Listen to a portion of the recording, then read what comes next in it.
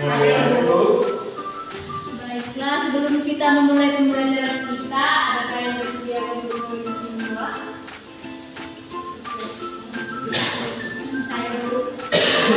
Amanda, kita memimpin semua. Ini dua buku pendek. Kita sarankan kita mengikuti suku bawah buat presentasi masih memberikan dari dulu presentasi. Terima kasih telah menonton kami. Kalau berkali kami dari lepas kita yang kami juga berdoa. Hanya melalui anak Tuhan Yesus Kristus kami berdoa dan mengucap syukur kepada-Mu. Amin. Kita hari ini yaitu makan baru. Apa jadi? Makan hidup baru. Siapa yang tahu apa itu hidup baru? Baiklah, kepada Reno, apa itu hidup baru? Hidup baru adalah menanggalkan atau meninggalkan hal-hal yang dulu dan berproses pada hal yang baru. Ada lagi? Ada lagi? Baiklah, hidup baru yaitu meninggalkan kebiasaan lama yang melekat pada diri kita serta berubah ke kehidupan yang baru yaitu hidup di dalam Kristus. Nah, hidup baru ini terjadi dalam hati, bukan secara fisik, tetapi di dalam roh kita. Bisa dibuka dalam 2 Korintus 5 ayat 17.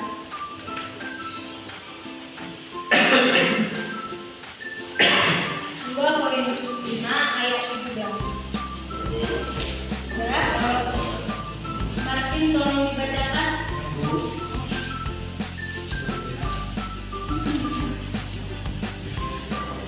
Jadi siapa yang ada dalam Kristus, ia adalah ciptaan baru. Yang lama sudah berlalu, sesungguhnya yang baru sudah datang. Oke. Oke, jadi orang-orang yang memiliki Kristus di dalam hatinya merupakan orang-orang yang hidup baru. Pada hari ini kita akan belajar dari tokoh Alkitab yaitu Nikodemus. Kalian tahu siapa itu Nikodemus? Tahu. Tahu. Siapa yang itu Nikodemus kan? Oke, coba buka dari Yohanes 3 ayat 1 sampai 21. Jadi ayat 1 sampai 21 sudah Bu? Sudah semua? Sudah Bu. Oke, kita baca mulai dari sini ya Dek. Yohanes 3 ayat 1. Ada seorang Farisi yang bernama Nikodemus, seorang pemimpin Yahudi. Ia datang pada waktu malam kepada Yesus dan berkata, "Rabi, kami tahu bahwa engkau datang sebagai guru yang diutus Allah, sebab tidak ada seorang pun yang datang mengadakan tanda-tanda yang engkau adakan itu, jika Allah tidak menyertainya." Yesus menjawab, katanya, aku berkata kepadamu, sesungguhnya jika seorang tidak dilahirkan kembali, ia tidak dapat melihat kerajaan Allah. Ayat 5, jawab Yesus. Kata Nikodemus kepadanya, "Bagaimanakah mungkin seorang dilahirkan kalau ia sudah tua? Dapatkah ia masuk kembali ke dalam rahim ibunya dan dilahirkan lagi?" Jawab Yesus, aku berkata kepadamu, sesungguhnya jika orang tidak lahir dari air dan roh, ia tidak dapat masuk ke dalam kerajaan Allah. Apa yang dilahirkan dari daging adalah daging, dan apa yang dilahirkan dari roh adalah roh. Janganlah heran karena aku berkata kepadamu, kamu harus dilahirkan kembali. Angin bertiup kemana ia mau, dan engkau mendengar bunyinya, tetapi engkau tidak tahu dari mana ia datang atau kemana ia pergi. Demikianlah halnya dengan tiap-tiap orang yang lahir dari roh. Nikodemus menjawab, katanya, bagaimanakah mungkin hal itu terjadi? Jawab Yesus, "Engkau guru orang Israel, dan engkau tidak mengerti hal itu? Berganti maju. Sesungguhnya aku berkata kepadamu, kami berbicara tentang apa yang kami ketahui dan kami bersaksi tentang apa yang telah kami lihat, tetapi kamu tidak menerima kesaksian kami." Kami tidak percaya. Waktu orang berkata-kata dengan kamu tentang hal duniawi, bagaimana kamu akan percaya?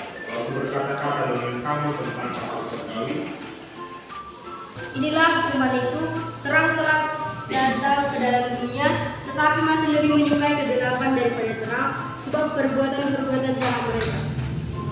Sebab siapa yang berbuat jahat membenci terang dan tidak datang kepada terang itu, supaya perbuatan-perbuatannya yang jahat itu tidak tampak. tetapi barang siapa melakukan yang benar, ia datang kepada terang, supaya menjadi nyata bahwa perbuatan-perbuatan yang dilakukan dalam Allah. Sudah. Oke, apa yang dapat kita belajar setelah membaca isi dari Yohanes 3 ayat 1 sampai 21 ini?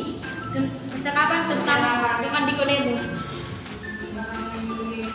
Jadi dari sini kita mengetahui bahwa kelahiran baru itu bukan tentang kita masuk ke dalam rahim kita lagi. Benar begitu? Benar. Jadi seperti apa yang dimaksud dengan kelahiran baru itu? Dapat meninggalkan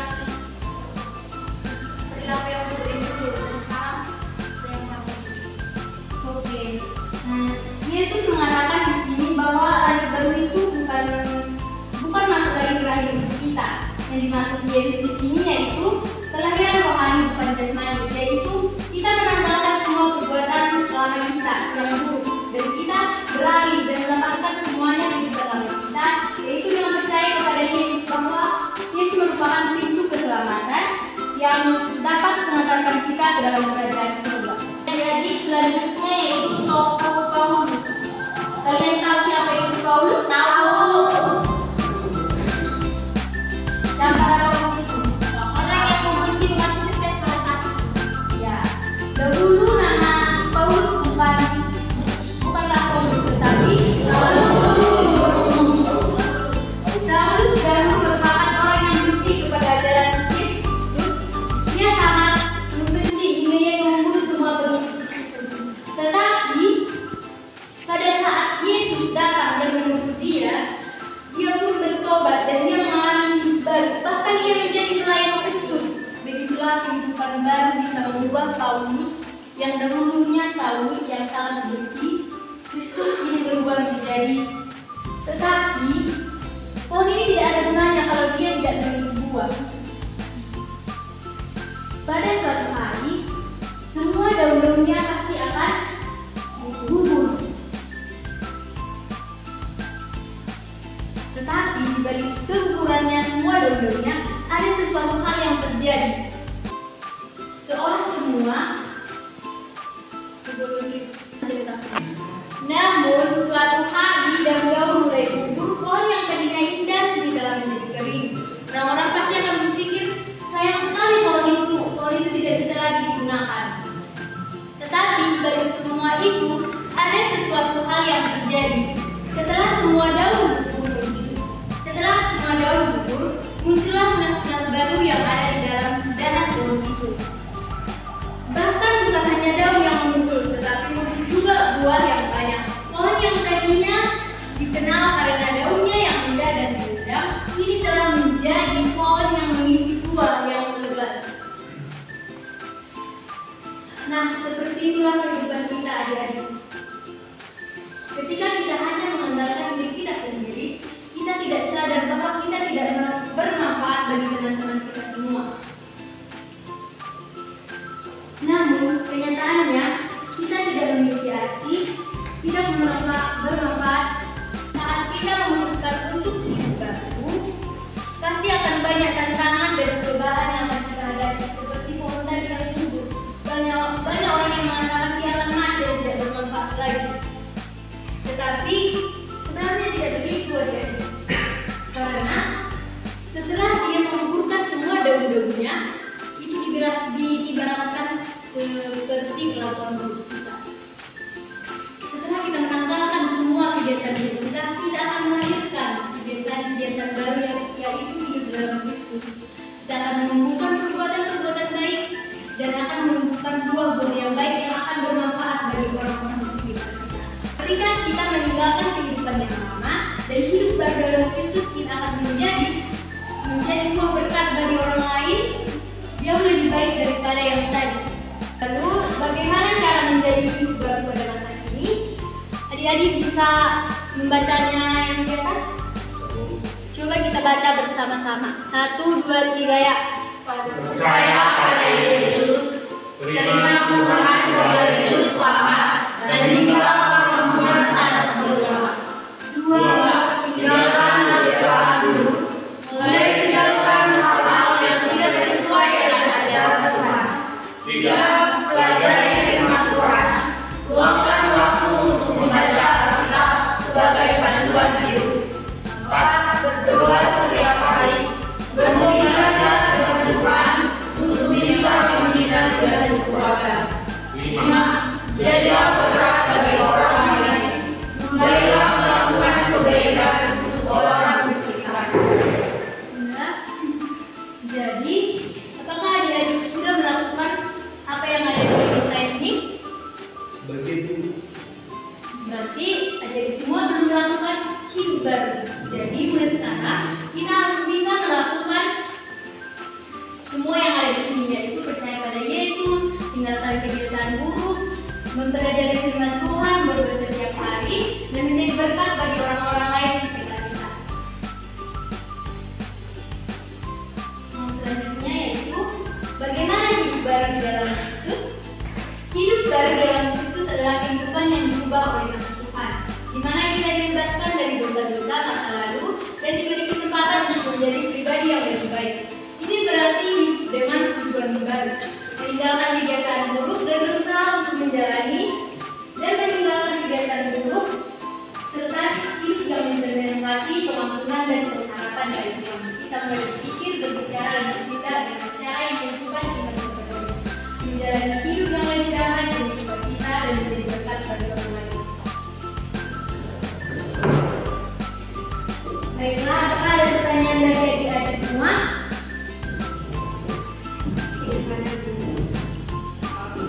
Oke, jadi ibu harap kalian bisa melakukan hidup baru mulai hari ini ya adik.